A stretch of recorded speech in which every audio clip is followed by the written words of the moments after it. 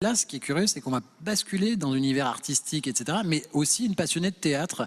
La personne dont va nous parler Jean-François Ruiz, Joyce Pennel. Donc là, c'est plutôt une photographe plasticienne, mais qui aime aussi le théâtre, aussi Oui. la poésie. Comme bon nombre d'artistes que nous avons eu l'occasion de présenter sur ce plateau, c'est vrai qu'ils ont tous un côté polymorphe où il faut essayer de toucher à tous les domaines pour ensuite exceller, c'est ce qu'on peut leur souhaiter, dans certains domaines. Et là, en l'occurrence, Joyce Pennel, qui intervient sur des compagnies de théâtre, elle fait de la poésie, elle fait des lectures, mais elle est aussi d'abord artiste photographe plasticienne.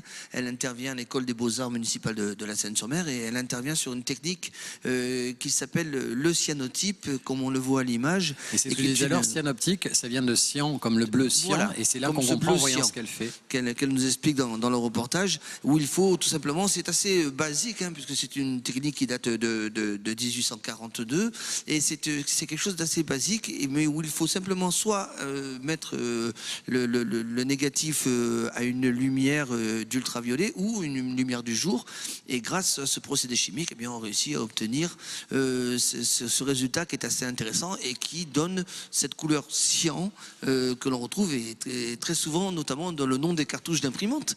Quand on dit je veux du bleu, non, il faut dire on veut du cyan, et des fois les gens se plantent parce qu'ils confondent le magenta, le cyan, etc.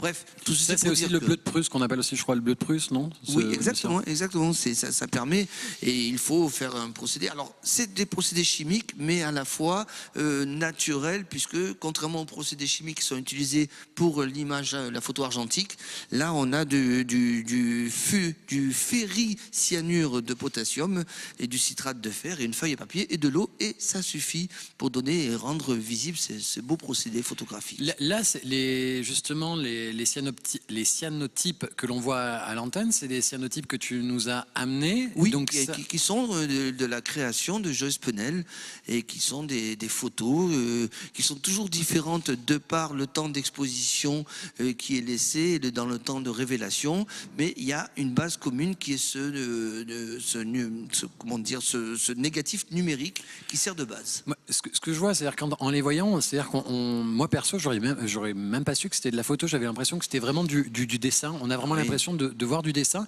Et surtout, ce que je comprends, c'est-à-dire qu'il n'y a pas que, c'est pas que de la photo prise. Il doit y avoir l'intervention de la plasticienne, de la photographe. Elle doit y faire dans je pense, dans le développement aussi, de changer la couleur et autres. Voilà, exactement. Il y a déjà le mouvement qui, comme on va le voir dans le reportage, est assez important. Le temps d'exposition, quelques secondes de trop, quelques secondes de moins, et on a une couleur différente. Et puis surtout, après, on a des photos qui ne se ressemblent jamais l'une par rapport à l'autre en termes d'exposition et de couleur. Comme on va voir dans le reportage, comme tu disais. Exactement. Direction la Seine-sur-Mer avec Joyce Pennel.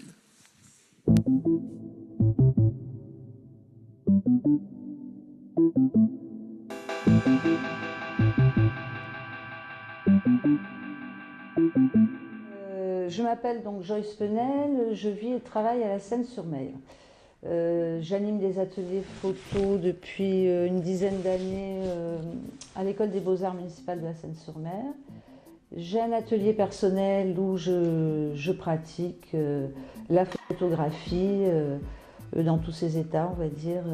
Là, mon travail de longue date, donc les boîtes, les mises en boîte, les miniatures 21e siècle qui racontent un peu l'histoire de ma vie, de la vie de tout le monde, les rencontres, ce qui me choque, ce qui me plaît, et puis aussi quelques traces d'exposition. Donc on peut dire que je me revendique comme photographe, réellement photographe, mais on peut aussi dire que je suis plasticienne parce que je mets en scène mes photos. Donc là on parlait de la photo argentique, et parmi ces techniques qui viennent de l'argentique, les techniques du 19e siècle, comme le cyanotype, qui est une technique purement 19e, qui nous fait des tirages bleus comme ça, cyan, d'où le nom. J'ai quelques exemples là, un peu d'images. Donc voilà, le cyanotype, c'est tout bêtement un tirage argentique, mais en fait on a deux chimies, donc je ne vais pas rentrer dans les détails de la chimie, qui se mélangent et qui, après, une fois exposées à la lumière, donc il faut effectivement un internégatif. Un internégatif, c'est un négatif mais en plus grand. Ensuite, on expose soit aux UV, soit tout bêtement au soleil. Et nous avons ce type d'image, hein, bleu cyan, donc comme le terme l'indique. Et on parlait de la photographie plasticienne tout à l'heure. J'ai un exemplage. J'ai travaillé à un moment donné une série sur les miroirs. Donc on a une image qui apparaît derrière le miroir. C'est pas une impression sur le miroir, c'est vraiment un leurre. J'aurais pu le faire comme ça, mais c'est pas du tout ça. L'idée étant de parler de la mémoire qui s'efface. Et puis ce jeu de mise en abîme où on a un visage que l'on regarde et nous on peut se voir à l'intérieur. Donc il y a comme ça un jeu de reflets l'un à l'autre, une mise en abîme et une idée de la disparition. Alors la vie d'artiste pour moi c'est une grande joie mais beaucoup de galères. Très difficile d'en vivre, donc très difficile de trouver un job pour pouvoir accorder la vie de tous les jours et son envie de création. Mais une grande chance d'avoir ça pour s'échapper du quotidien et de la vie qui est difficile. Si j'ai quelque chose à dire là-dessus.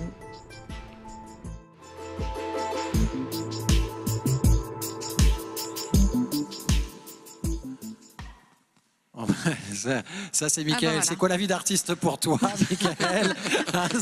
C'est donc Mickaël, dur.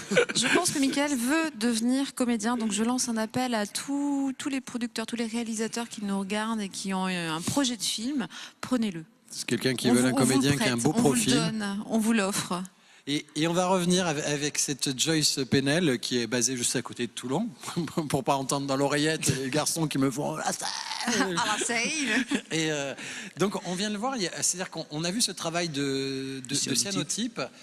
Mais pas seulement. C'est-à-dire qu'on a découvert d'autres facettes. Moi, j'ai trouvé ravissant, Morgane aussi en parlait, c'est-à-dire ces concerts finalement qui ont un aspect qui est complètement détourné et en même temps qui deviennent de vrais objets décoratifs, mais qui sont de mini-œuvres. J'ai eu la chance d'en voir à la Galerie Lisa, puisque quand on se promène à la rue des Arts, on peut s'arrêter. Il y a tout un mur justement avec. Et c'est ravissant, c'est vraiment joli. C'est un morceau de vie, un morceau de mémoire qu'elle nous transmet à travers ces boîtes de conserve qu'elle vide bien évidemment, parce qu'on a toujours la question, mais est-ce qu'il y a toujours les sardines ou les maquereaux à l'intérieur? Bien évidemment non. Elle met un fond de plâtre pour les lester. Ensuite, elle colle une image, une photo qu'elle a réalisée elle-même, qu'elle a transformée elle-même, qui sont des témoignages de ce qu'elle a vécu, de ce qu'elle transmet, de ce qu'elle partage. Et ensuite, elle met une couche de résine pour immortaliser cet instant. Et comme vous l'avez vu, elle a un rapport avec la mort. On le voit, il y a des vanités, il y a des squelettes qui surgissent de temps en temps dans sa création. C'est Malraux qui disait que l'art est la seule chose qui reste et qui résiste à la mort.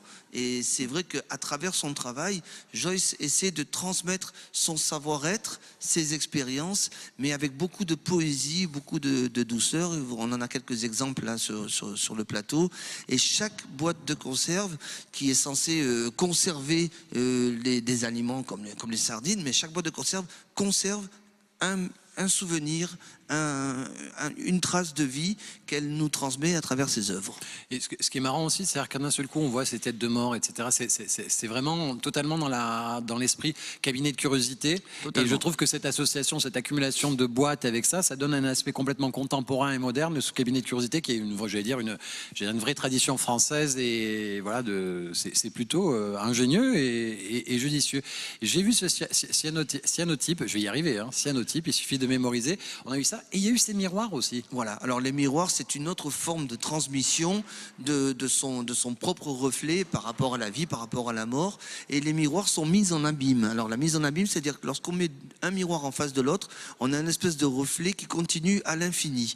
Mais là aussi, on est dans la même démarche où, à travers ces miroirs, même s'il y a la photo d'une autre personne, on se reflète quand même à travers cette personne pour donner un sens à sa propre vie et au propre message que Joyce Pennel veut faire passer. En tout cas, elle a un univers plutôt, plutôt intéressant. Et voilà. Donc, si on veut en savoir plus, en voir plus, c'est par où que ça se passe? Eh bien, alors, soit directement sur la page de Joyce Pennel, qui est Joyce Chicasse, contrairement à son nom.